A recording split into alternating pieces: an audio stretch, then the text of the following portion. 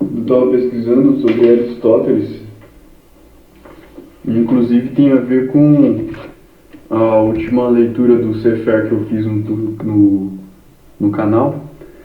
Eu falo sobre dois termos hebraicos, o davar e mamar.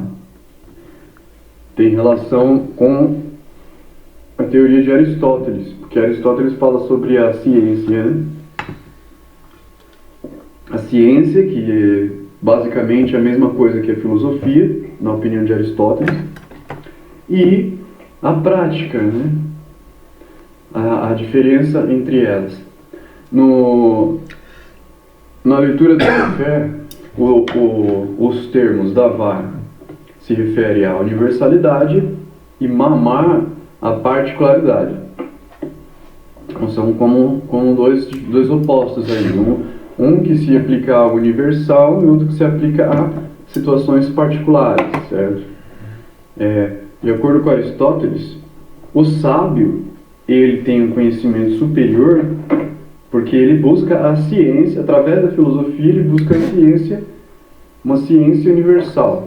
Ele busca a compreensão de conceitos universais. Então, quanto mais universal for o conceito, mais eficiente é a teoria, mais perfeita seria a teoria.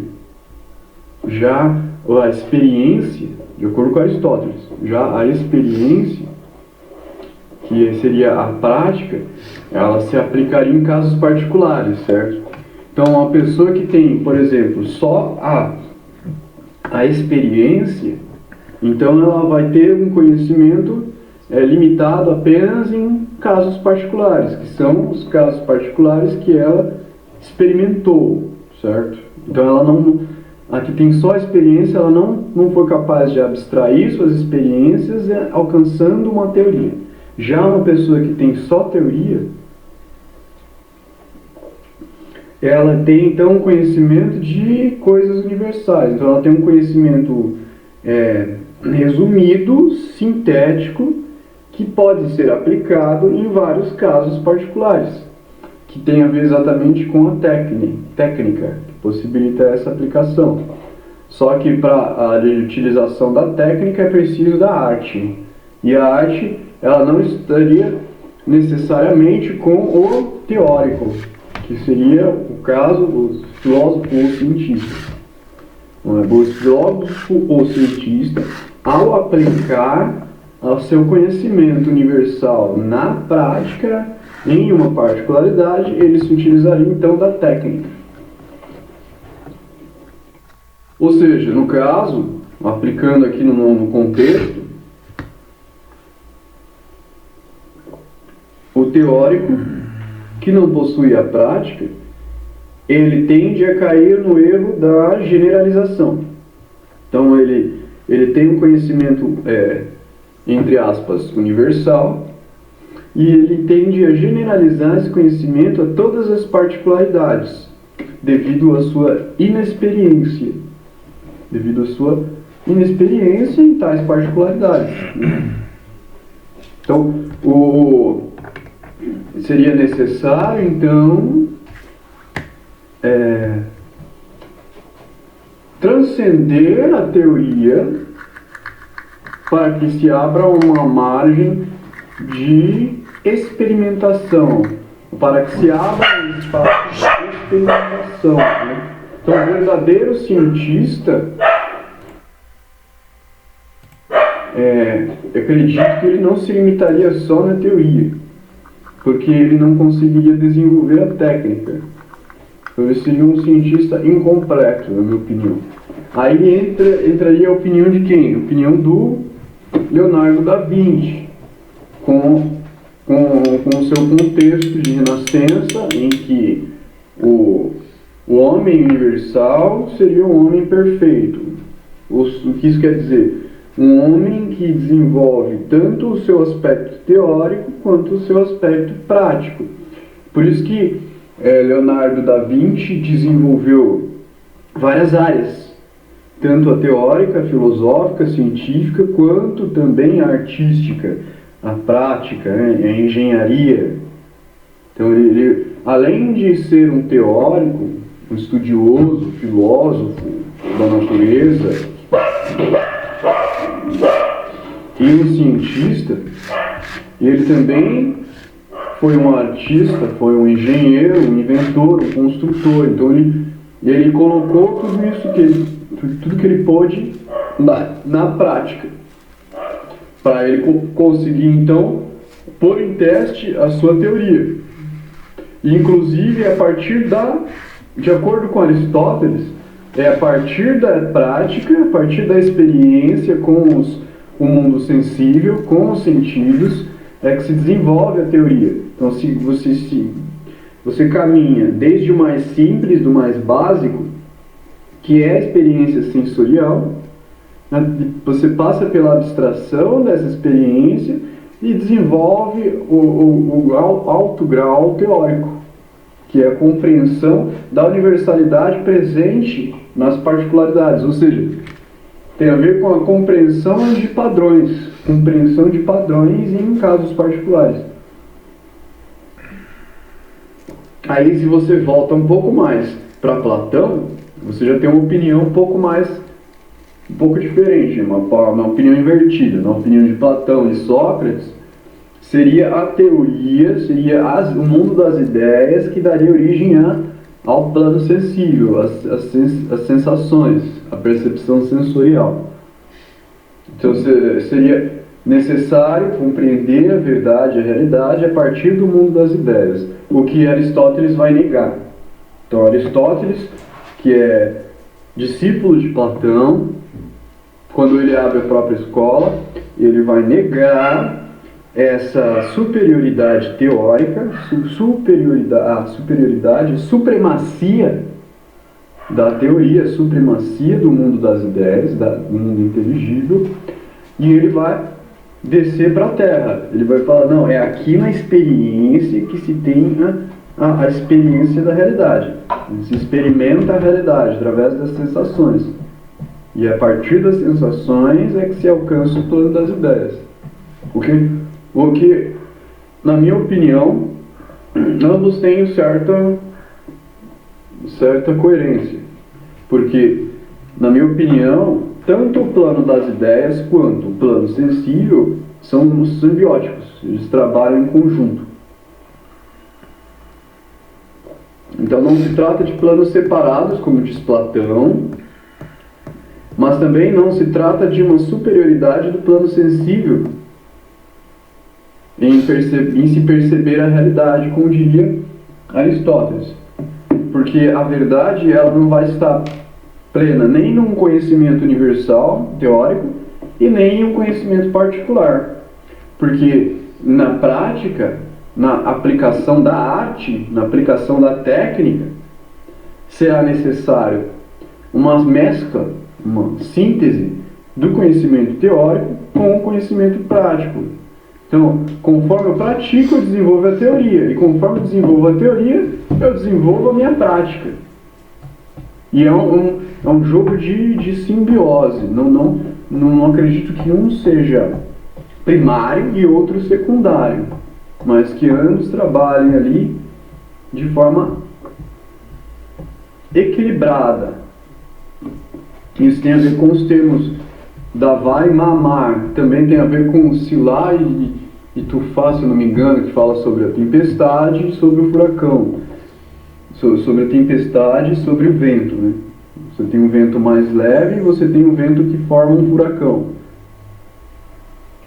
Então você tem um vento leve, que ele é como se fosse uma particularidade, porque afeta só a algo particular, algo isolado, algo, por exemplo, individual, ou quando ele se potencializa como um furacão, gerando universalidade, atingindo tudo, atingindo de forma geral, abrangente.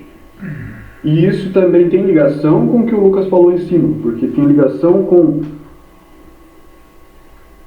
o tempo, com o fluxo do tempo, que se trata de um fluxo espiral. Então, ele é um fluxo não dimensionado, O tempo é um fluxo sem dimensões, logo ele possui todas as dimensões. Então, se ele é ausente de dimensões, ele possui todas as dimensões. E qual é a forma geométrica que possui todas as dimensões? Se trata de uma espiral toroidal, que abrange todos os sentidos geométricos do espaço. Então, o tempo ele flui nessas múltiplas dimensões de espaço. E em todas essas múltiplas dimensões de espaço, você vai encontrar, então, a particularidade do tempo em suas bordas, que se trata de uma individuação da consciência, uma particularização da consciência que sai do plano das ideias em busca de uma materialização, de uma experimentação, de uma concretização nas bordas. E você vai ter no centro, com uma concentração do próprio fluxo temporal, você vai ter a universalidade da consciência. Universalidade da consciência que só é percebida pela Epoché, devido à sua universalidade, a sua abrangência universal. Então é um tempo capaz de abranger todas as particularidades, todas as individuações, todas as reencarnações. E esse tempo ele não é particular, ele é universal. E é por isso que ele é acessado por uma Epoché. Porque ele se torna então uma realidade probabilística, sem uma definição concreta, devido ao quê? Devido à velocidade de fluxo temporal. Porque se o tempo flui de uma velocidade reduzida em suas particularidades, possibilitando uma experimentação linear, aparentemente linear do tempo, no seu núcleo, no núcleo do vórtex, o tempo ele é percebido de forma acelerada. E é exatamente graças a essa aceleração que ele é capaz de perceber várias particularidades de forma simultânea, levando então a uma percepção probabilística de realidade. Então ele percebe de forma tão abrangente que ele não definiu nada. É como se ele não definisse nada, não percebesse nada de forma definida. E a definição tem a ver com resolução. Porque quanto maior a definição, mais clara a percepção. Então a percepção da universalidade do tempo, o núcleo do tempo, é uma percepção sem definição. E é por isso que ela não se trata de algo concreto. Por isso que é uma realidade não concreta, ou seja, é uma realidade abstrata. Uma realidade abstrata que se relaciona de forma análoga ao plano das ideias. Então o plano das ideias seria o quê? Seria o núcleo do vórtex de pensamento, que é o próprio tempo concentrado e acelerado em uma velocidade que ele consegue generalizar as suas memórias, formando então uma teoria. Essa teoria que ele forma pela generalização das memórias se trata do arquétipo, que é exatamente a forma, lá no plano da formação, que vai ser responsável pela formação das particularidades. Então as particularidades, ou seja, as linhas temporais individuais, elas vão formar uma percepção de realidade com base na teoria do núcleo do vórtex. Essa teoria que é um arquétipo. Esse arquétipo é uma epoché. É um símbolo que expressa a universalidade do tempo, a universalidade das coisas. É por isso que o tarô chama de arcano. Esse arcano ele é como um ídolo que é posicionado para servir de símbolo no altar do templo de Deus, entre aspas. Por quê? Porque se trata do ponto geodésico que vai servir de ponte de conexão ao universal, ao cosmos, à entidade, à divindade. Então esse acesso à divindade é feito através do símbolo que permite a universalização temporal, que possibilita a compreensão do arquétipo. Então esse símbolo ele vai ter várias faces, porque ele não vai ser uma definição específica. E é por isso que muitas imagens são eficientes nesse sentido, em realizar esse trabalho, essa técnica. Por exemplo, o nome Micael. Micael tem como tradução quem é como Deus. Se trata de uma pergunta, se trata de uma indefinição, ou seja, de uma realidade probabilística. Então, um nome ele não define, mas ele mostra a indefinição por trás de si. Então ele não está dizendo, este é Deus, aquilo é Deus, isso é Deus, mas ele está dizendo quem é como Deus, ele está questionando, e essa questão é que abre a universalidade probabilística de formação, saca? De formação. Então essa formação da realidade probabilística presente na epoché, no núcleo do vórtex temporal, é o que vai possibilitar a compreensão probabilística e a percepção do plano de formação, que se trata de um plano de ondas, não de um plano de partículas. Nesse plano de ondas que se trata de uma realidade onírica, não uma realidade concreta. Ela é percebida sim de forma sensorial, mas ela não é definida pelos sentidos. Enquanto que abaixo, no plano da ação, essa realidade ela é definida de forma concreta. Ela é definida de forma lógica. Definida de forma sensorial. Já no plano anterior, que se trata do plano de onde se encontram os arquétipos, o plano onde se encontram essas entidades astrais, se trata de um plano não concreto. Ele possui a percepção sensorial ainda, que é o que permite a nossa ascensão até ele. Permite que nós o percebamos, mas ele não se limita a essas impressões sensoriais. Então, essas impressões sensoriais do plano da formação de Yetzirah serão, na verdade, a superfície desta realidade onírica. Porque ela vai conter em si tanto os sentidos quanto aquilo que vem antes dos sentidos. O que é um sentido? Um sentido se trata do efeito de um sentimento. Então, o sentido é aquele que sentiu. Aquele que sentiu é o que recebeu o sentimento. Então, o que é um sentido é o efeito de um sentimento. Então, o sentimento, ele não é sensorial, mas através do plano onírico, através dos sonhos, eu consigo perceber os sentimentos através de formas sensoriais. Essas formas não vão ser logicamente lineares, exatamente por se encontrarem mais próximas do núcleo temporal, que se trata de um fluxo temporal mais acelerado do que o que a gente percebe na realidade concreta de vigília. A reorganização ela forma múltiplas personalidades. Inclusive, o Jonathan e o Lucas se tratam de duas personificações. Ou seja, duas reorganizações simétricas da memória. Só que essa simetria, ela não pode ser perfeita, entende? Porque se houver uma simetria perfeita, nunca haverá uma equiparação de fluxo. É preciso sempre que em determinado momento um lado bidere e posteriormente o outro, gerando um vai e vem, saca? Um vai e vem comunicativo, um vai e vem interativo. Porque se ambos têm a mesma potência no mesmo momento, ambos entram em choque.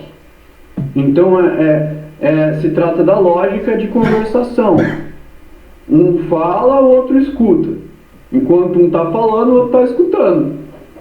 E quando um escuta, o outro fala. Enquanto o outro está falando, um está escutando. E aí a conversação vai depender do quê? Da capacidade dialética de síntese entre essas diferentes opiniões, que vêm, na realidade, já pré-programadas devido à reorganização simétrica dessas memórias que se personificam. Então, quando você olha lá no arquétipo do diabo no tarô, você vai ver dois seres humanos acorrentados por uma entidade quimérica. Essa entidade quimérica é exatamente o efeito astral desse conflito entre as duas personificações, devido ao que? A falta de equilíbrio das oposições, a falta de equilíbrio das polaridades, é a impossibilidade de comunicação, devido à falta de equilíbrio de potência entre as duas forças. É aí que entra a questão de Binah, que eu falei para ele uma vez e até ele mesmo discordou. Porque nesse momento não adianta você tentar ser ativo e impor a sua força, saca? Porque isso gera uma reflexão devido às paredes do microcosmo, devido à lipica. Então, ao tentar ser mais potente, essa força retorna na outra personificação da mesma forma. Então aí vira um loop infinito de combate, de confronto, de conflito. Então é necessário que Binah, que se trata do braço esquerdo da árvore, que é a passividade, é restrição.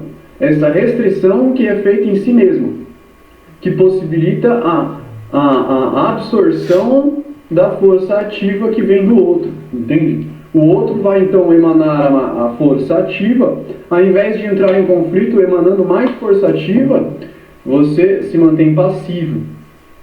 E a energia passiva vai então fazer o aterramento desse excesso de atividade. Esse aterramento vai então permitir um fluxo de tensão. Esse fluxo de tensão é que vai levar à compreensão. A compreensão que vai permitir o quê? Que a universalidade do plano das ideias ali, que abrange ambos, possa entrar no seu microcosmo e ser coagulada em conceitos lógicos capazes de serem compreendidos pela sua individualidade, pela sua consciência individual. Porque aí conseguindo então absorver esse excesso de tensão, gerando um fluxo e possibilitando a compreensão significativa, ou seja, a impressão de signos que lhe possibilitam a leitura do plano das ideias presente ali no momento, então você vai se sobrepor às particularidades, se sobrepor às oposições da personificação e compreender da comunicação, compreender o fluxo. E aí então você, depois que você compreende, é que você então encontra a lacuna adequada para ação, para emanação. Então você encontra um intervalo de tempo para que você se encaixe no ritmo. E aí então você consegue orbitar o núcleo. Esse núcleo é o olho do furacão, é o triângulo, é o olho que tudo vê. Sim, é para isso que a Kabbalah serve. Kabbalah significa o quê? Receber. Como se recebe? Absorvendo, através de Binah, compreensão. Como se absorve? A partir da passividade, energia negativa, energia feminina. É o aspecto negativo da alma. Então a Kabbalah, ela é uma cultura universal, simbólica, que permite a compreensão metafísica, compreensão da metafísica, sabe? O que é a árvore cabalística? A árvore cabalística nada mais é do que um mapa arquetípico. Um mapa arquetípico que não se limita a personificações, entende? E ele é uma epoché que transcende as personificações, porque ele se baseia em um relativismo matemático-geométrico. Então as nossas ações são todas significativas. Cada pequena ação, cada pequeno movimento ele se trata de uma impressão significativa, ou seja, é um signo. E é através dos signos que a gente consegue trocar informações entre um microcosmo e outro, entre uma particularidade, uma encarnação e outra, através desses signos. Só que essa troca de informação, ela não se limita na concretude dos signos, não se limita em ACA. Ela transcende, ou seja, ela vai ultrapassar o significado concreto, ultrapassar a literalidade e vai abranger um aspecto simbólico da coisa. Então, para que a gente compreenda de fato uma pessoa, não basta que a gente dê atenção só à lógica que ela expressa, porque a lógica que ela expressa se trata da pequena parte que ela tem consciência de si mesma. Agora, se você compreende o aspecto simbólico por trás do que ela está falando, então você consegue, através das entrelinhas, entender, compreender o próprio subconsciente dela, que é um aspecto muito mais abrangente do ser.